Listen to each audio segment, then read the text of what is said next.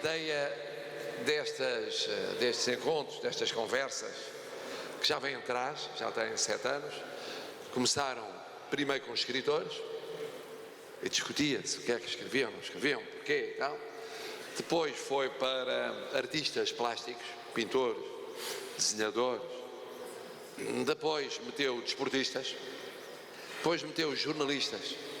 Como é que vão fazer reportagens e qual é a vossa experiência da vida, como é, como não é? Depois voltou a escritores e agora entramos na música. Já passámos ao de leve por lá, mas agora é que entramos em cheio na música. E começámos bem com o Gaspar. É o mais jovem de todos os que vieram cá. Qual é a ideia? A ideia é a seguinte: vocês estão numa idade em que têm o mundo à vossa frente, têm a vida à vossa frente. Um mundo difícil, como nós sabemos, cheio de dificuldades, porque há guerras, porque há crises, porque há pobreza, porque há problemas os mais diversos, mas têm a idade que têm. Quer dizer, olham para a frente e em princípio têm 80, 90 anos à vossa frente. Vai aumentando a esperança de vida. E isso significa que estão agora naquela fase que é ouvir tudo, para poder ir escolhendo o que querem, como disse o Gaspar. Eu, no meu tempo, era assim. A pessoa achava que escolhia, na vossa idade, ou um bocadinho mais tarde, a vida toda. Eu, portanto, queria ser professor, ia ser professor. Ou melhor, ia tentar ser professor. Ia dar aulas toda a vida, e dei aulas toda a vida. Mas não pensava em ir fazer muitas outras coisas. Trabalhar na imprensa, na rádio, na televisão. Estar em associações, em movimentos associativos muito variados. Trabalhar em bairros de lata, trabalhar em 10 mil coisas completamente diferentes cá dentro e lá fora. Passar pela política também, rapidamente. Foram passagens rápidas, em momentos cruciais, foi durante a Revolução. É muito bom estar-se a viver uma revolução com 20 anos de idade. É a melhor idade para viver. E depois mais tarde regressar aos 30 e tal, 40, depois mais tarde aos 60, depois mais tarde, enfim, agora. E portanto, como diz o Gaspar, não há uma vida, cada um de nós vai ter muitas vidas. E vai descobrir essas vidas aos poucos. Gosta mais, gosta menos. Acerta numa, falha noutra, passa a outra. Às vezes volta-se atrás, mas normalmente não se volta atrás. É um bom princípio, não estar a voltar atrás. É sempre olhar para o futuro. O Gaspar é isso. O Gaspar é muitíssimo novo, não é novo, é muitíssimo novo. Para vocês é uma evidência, ele não é assim tão novo porque tem a vossa idade, mais coisa, menos coisa. Mas é muitíssimo novo. Se olharem para os grandes músicos portugueses, todos têm acima dos 40, 30 e tal, 40. Em qualquer tipo de música. Já andaram muito, já fizeram muito, cá dentro, lá fora. E tal. Mas está nova gente a aparecer. Todos os dias. Cada vez mais novos. A partir dos 10, 11, 12, 13, 14, 15. Cantam, tocam. Como o irmão do Gaspar. Trabalham na música de filmes. Como foi ele com o filme sobre o Zé Pedro. Exatamente. E portanto vão fazendo coisas muito, muito, muito variadas. O que há de original no Gaspar é que ele junta uma tradição, uma pré-história com uma juventude que lhe permitem fazer de forma diferente aquilo que é considerado muito tradicional na música portuguesa. Qual é a pré-história dele? É ter tido na família gente que foi muito importante no fado. Há muitos anos, eu era miúdo, quando a avó dele era uma grande figura no fado. E foi durante muito tempo. E era difícil porque vinha de uma família onde eram todos grandes figuras no fado. Mas a avó dele era de uma forma especial. E portanto é essa tradição. Muitas de vocês e muitos de vocês não têm tradição, fazem a vossa tradição. Ele não. Calhou bem ter esse bichinho que veio do passado. Num tipo de música que era considerado muito tradicional, o fado, considerado lisboeta. Havia o fado de Coimbra, mas não é bem fado, é uma coisa diferente, é uma canção de Coimbra, do meio estantil. E era um fado que conheceu, por causa da família dele, uma transformação total no começo do século XX. Ali nos anos 40, 50, 60. Porquê? Foram pelo menos duas figuras conhecidas que mudaram o fado. Trouxeram o fado, que era uma coisa antiga, para o presente da altura.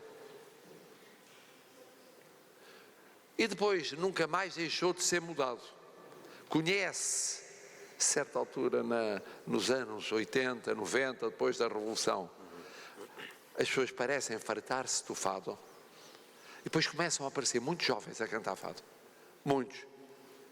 Já ouviram falar, hoje já não são jovens, mas na altura eram muito jovens. O Camané era muito jovem, a Marisa era muito jovem. E depois muitas e muitos que começaram a cantar fado de forma diferente. E começou a ser em Lisboa e fora de Lisboa.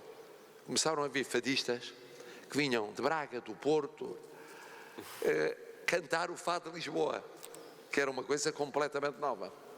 E cantavam portuguesas, brasileiras, africanas, cantavam fado misturado com outras realidades. Porque ninguém sabe bem qual foi a origem do fado. Há muitas teorias. A teoria mais habitual é que o fado nasceu por causa da partida dos homens, ficavam as mulheres, e era uma canção de saudade, de nostalgia, normalmente triste, normalmente de um país nostálgico, saudoso, infeliz, pobre, mesmo quando era império e explorava as colónias, mesmo aí era um país triste.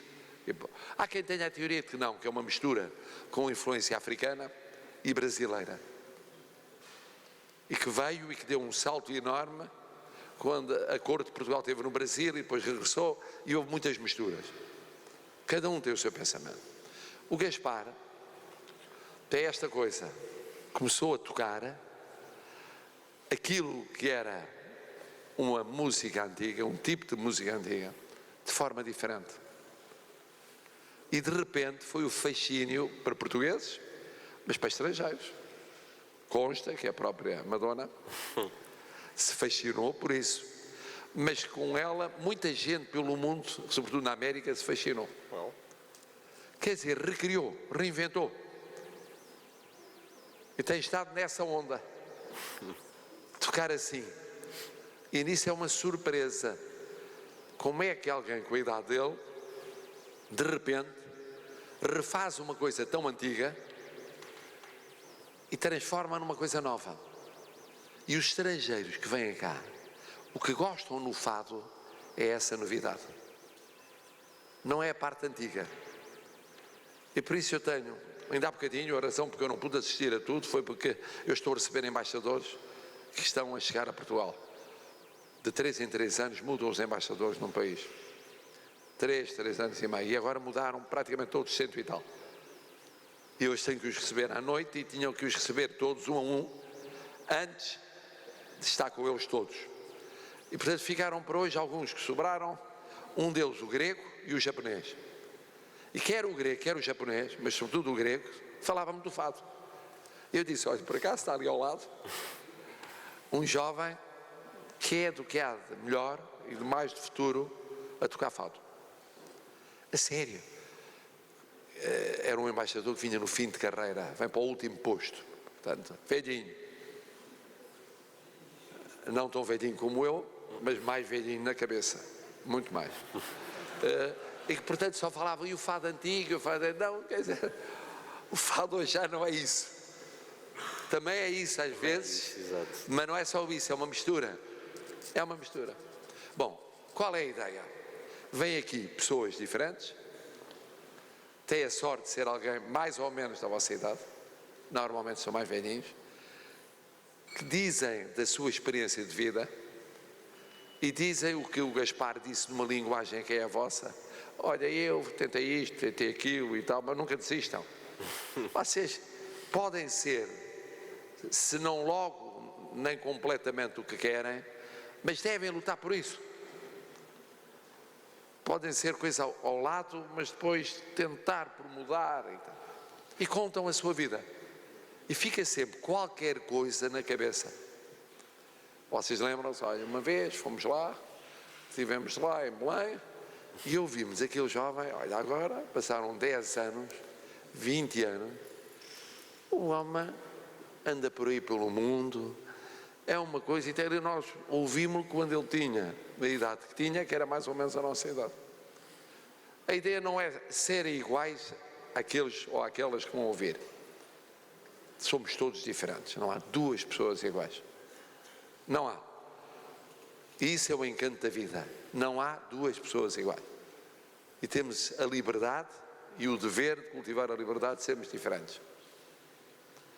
Ele contou a sua experiência, mas parece que ainda não tocou. Ainda não. Mas vai tocar. Claro. Ora bom, então nós agora um grande aplauso para ele, porque vamos ver se ele é tão bom como parece.